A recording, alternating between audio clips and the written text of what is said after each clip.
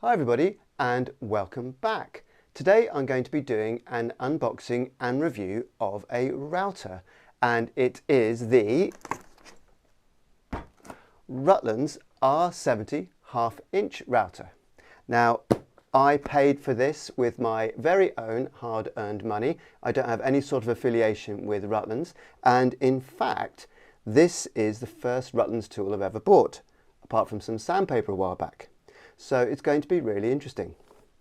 This is their more budget router and I paid £80 for it.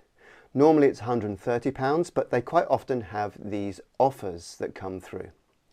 If you sign up to their newsletter, you get sent daily emails with today's offer. And I noticed that if you wait a while, if you miss an offer, if you wait a while, it will come round again a bit later, which is what happened with this. I saw the offer and thought, oh, I'll leave it for the moment. And then it came round again, I think about a month later, and I thought, oh, this time I think I'll get it. So if you do miss one of the offers, they do seem to appear again. So let's get opening. It's come in this very plain box, and they do like their plain things, because they have, of course, this very plain black colouring as well to their equipment, which I quite like.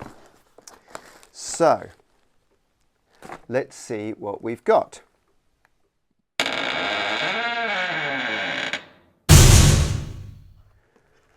We have the user manual and some spare parts in there. Not sure what they do, but I'm sure we'll find out. We've got a bracket that I imagine is something to do with the side fence. We've got the dust extractor by the looks of it. It's got a 35mm hose fitting.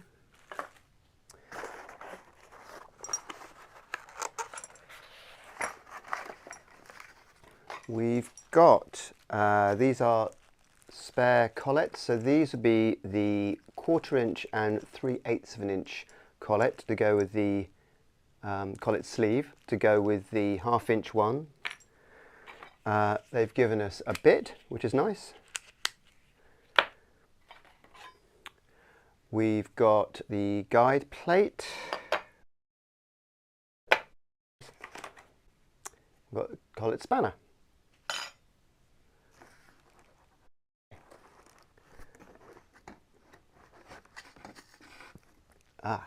Here's part of the fence as well.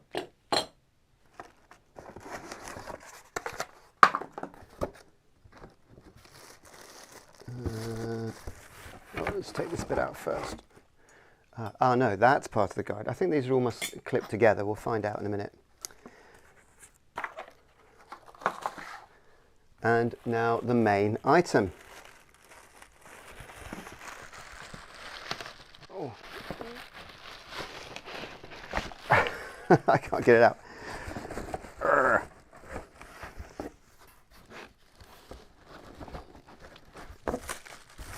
Something is catching. I don't want to rip the box. There we go. Oh dear.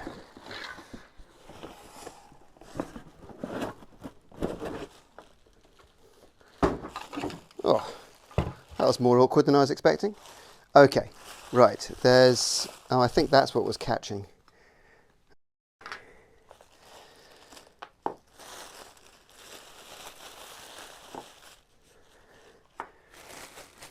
So, here we have it.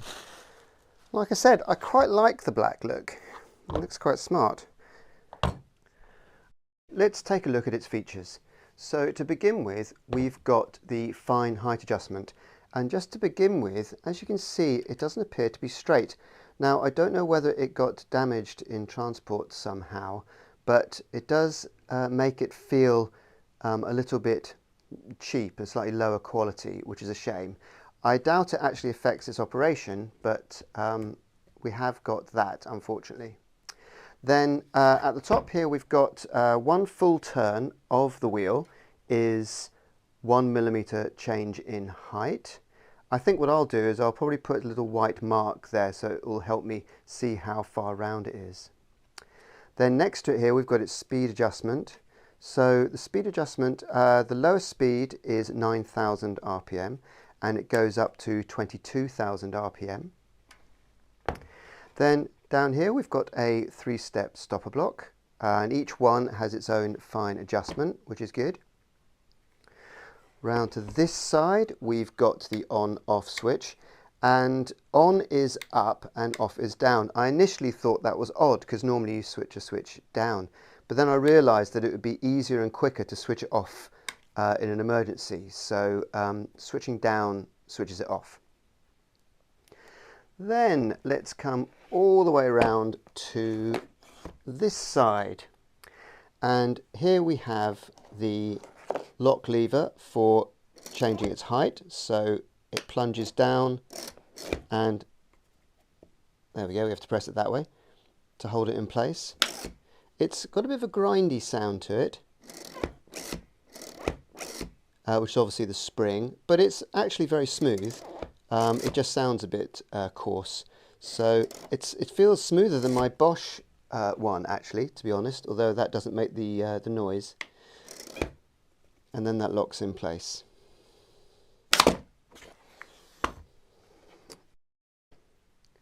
The next thing we need to do then is we need to try some of the attachments and then do some routing. So I'll start off by installing the dust collection. So it's this piece of plastic here. It feels very flimsy actually. In general I don't use a dust collector because I find with the hose and the cable and trying to concentrate on what I'm doing, it's sort of too distracting. So I'd rather just kind of make a mess and then I hoover it up afterwards. But I'll show you how it fits anyway. So there aren't actually instructions in the manual, so it took me a while to figure it out. But we've got 2 screws here, so we're going to take those out first. Oops. And this slots in this way. It has to go this way because we've also got a sort of dust deflector that fits on the other side. So I'm going to put that on here. Let's do it that way. And so they slot, oops, they slot in there.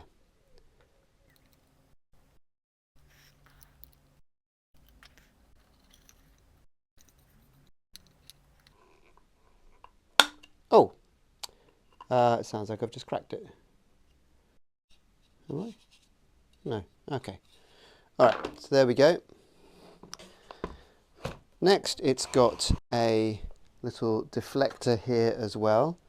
I can't put it on yet because I think we need to keep it off in order to put in the bit. So we'll do that next. Before we put in a router bit, we've got another unboxing. So 2 for 1 for you today. It's a rather cheap, to be honest, router bit set from Amazon. This is actually my first 1/2 inch router. My other router is a 1/4 inch, so I didn't have any bits that I could play with, so I thought I'd buy one of these. So let's have a quick look. So inside the box, we've got another box.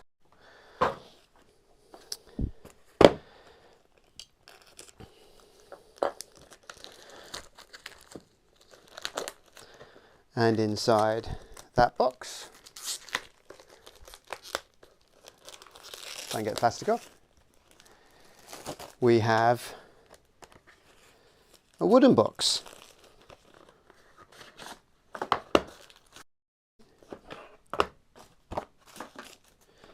That's actually quite nice.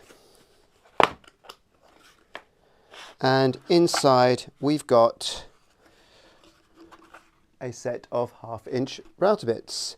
2, 4, 6, 8, 10, 12, 14, 15 router bits. So we'll give one of these a try. Oh, and I forgot to say how much it costs. So this set was £16.19 when I bought it, I will put the link in the show notes. Again, not affiliated with anything. I paid for this my own money, etc., etc. Okay, now let's try one. I've gone for just a plain round over bit to start with anyway. And I've taken off the dust collector just so that you can see what's going on a bit more clearly. I'll put it back on in a minute. Here we go. Just slot that in there. And much like other routers, certainly the same as my Bosch, we've got a button that locks it in place. So we press the button and I turn my fingers until it's ready, and then we get our spanner. And we're just going to tighten it up. Simple as that. So the next little accessory to fit is the chip deflector. That just screws on here with this wing nut. Now, unlike some models which have like a flip up one, this one is screwed on, as you can see. I think the disadvantage of that is going to be that it's going to be hard to clean. I find with my other one, it gets covered in dust, so I can flip it down and wipe it and then sort of put it back up again. So we'll see how this goes.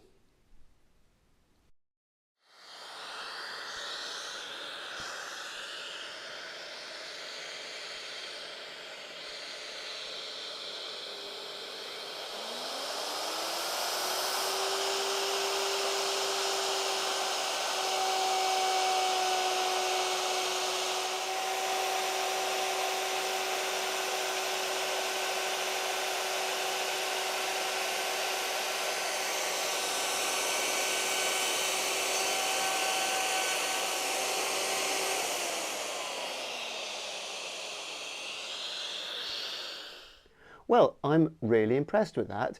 It was very nice to use, very smooth, and it's also given a very nice round over here without any tear out. The dust collection, as you could see from the top, there was almost nothing. I couldn't see any dust coming out from above, so that was good. From the shot taken from underneath, you could see there was some dust coming out, but it was nothing like what you'd get if you weren't using the dust extractor at all. So all in all, I think that's a really good test. On to the next one. Next, we're going to test out its plunge feature. After all, it is a plunge router, so we should test it. I've inserted a cove box bit, which is the sort of bit you would use to make a juice groove in a chopping board. Now, if you want to make a juice groove in a chopping board, it wants to be in a nice straight line. So we will also test out the straight guide. Now, it's actually very simple to put together, although it did trick me at the beginning. I couldn't quite figure it out.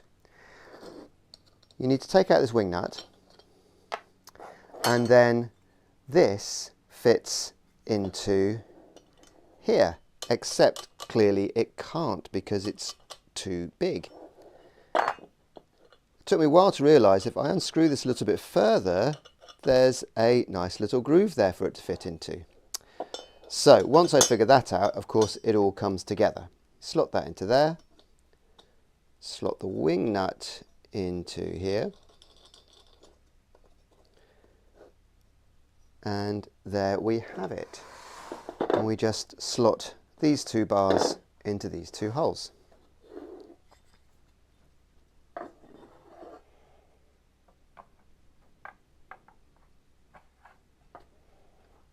Do up the wing nuts.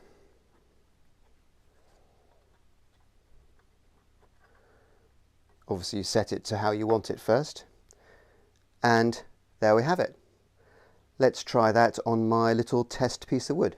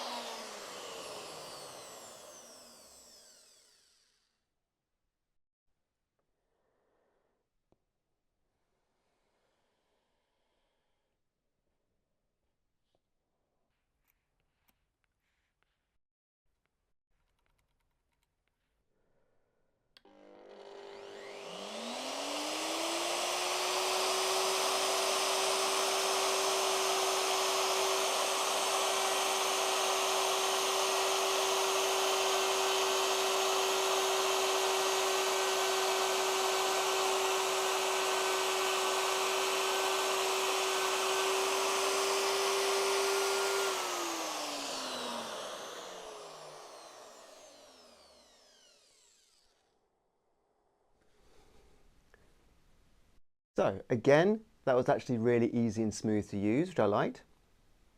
I also, halfway through, once I'd done one pass, I came back, just adjusted it a little bit deeper, so I could then do a second pass and go a bit deeper. We've got quite a clean cut here. There's a little bit of burning at the beginning. Probably my fault, I got it on too fast a speed, and I allowed it to sit there a bit longer than I should have.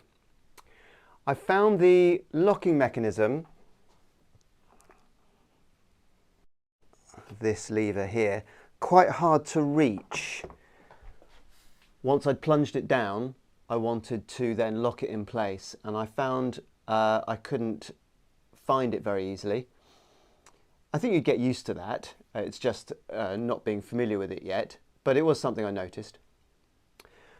It's a fairly smooth groove.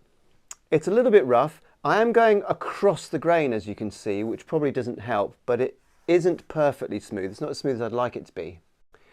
That could be down to the bit, of course. But it's not bad. I'm quite pleased. Let's move on to the next one. Let's take a look at the other two accessories. First of all, here we've got a template guide. It fits using the same screws as the dust collector earlier, so just take those out.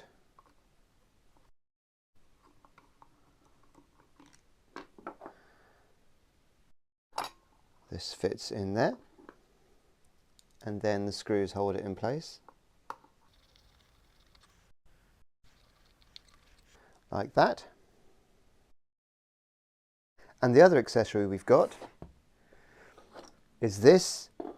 It's described as a trimmer guide. It fits in exactly the same way as the edge guide. So we're using the same bracket here. We've got a different one here that has a wheel. So we're going to take the wing nut out as before, and this fits on here in the same way as before. So it's the same mechanism.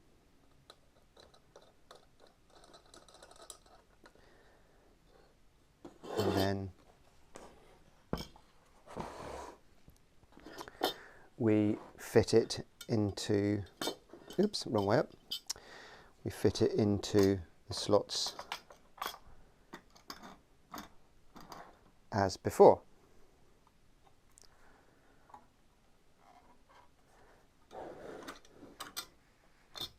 So once in place, we've got two adjustments. This brings it in and out with fine adjustment, and we can also change the height of the roller here, depending on how high we want it. It's described as being used for trimming curved cuts in veneers.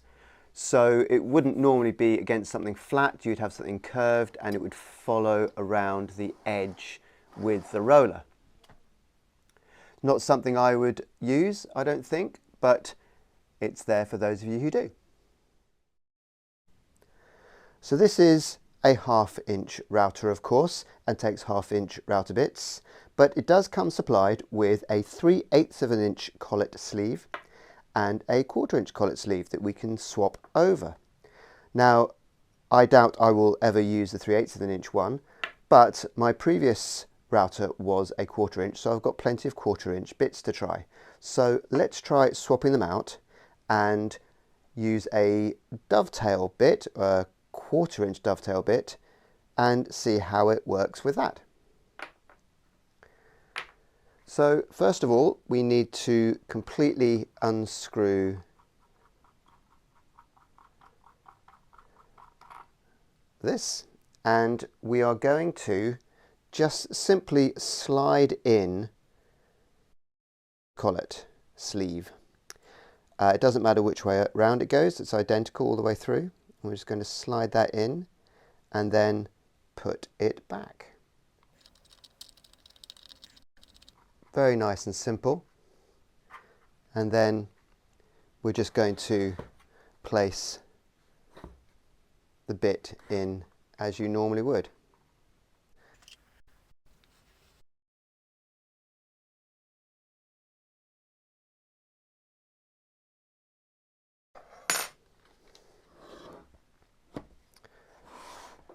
So that was pretty painless. Let's give it a try.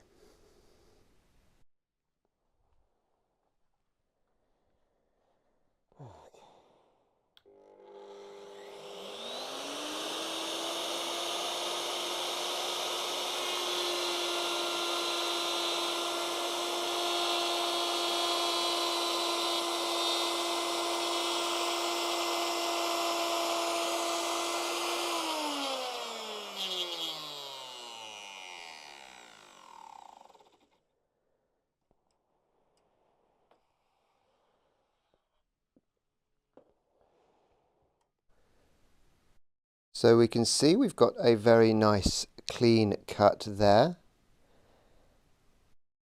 Just going across my previous cut there, but you can ignore that. Very little tear out. Not bad.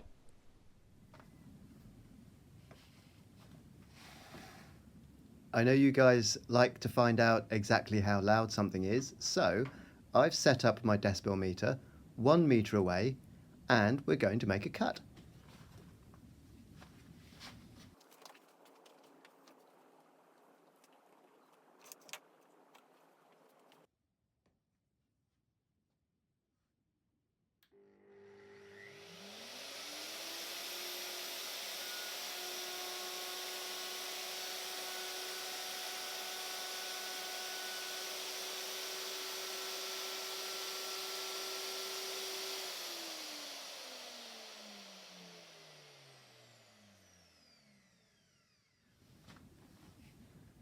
Of course, all of these machines are very loud, so you should always wear ear protection anyway, but it's interesting to see just how loud it is.